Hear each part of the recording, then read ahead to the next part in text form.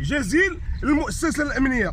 المؤسسه الامنيه في شخص السيد المدير العام للامن الوطني، وفي شخص السيد ولي امن الدار البيضاء، وفي شخص السيد رئيس الفرقه الولائيه اللي قاموا بعمل جبار وعطاونا مسطره متقنه اللي تحمل تحت طياتها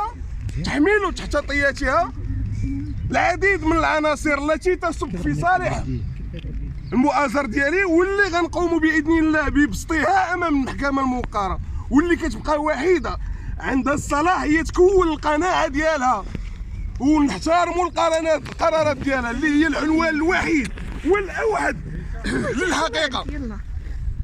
مؤازري شخص ماشي نكره باش غيقلب على البوز من خلال هذه الاعمال السبيانيه. مؤازري شخص مسؤول ومعروف بدليل الحضور ديالكم هنا كصحافه. بالتالي ما نبقاوش نقولوا شي امور اللي ماشي، نحطوا الامور في النصاب ديالها. الله يجازيكم بخير. وحنا اللي خص دابا الان العالم يعرف على ان البلاد ديالنا ولله الحمد تنعم بامن وامان وسلم وسلام تحت القياده الرشيده لصاحب الجلاله الملك محمد السادس نصره الله. وشكرا. حنا غنعطيكم اي تصريحات.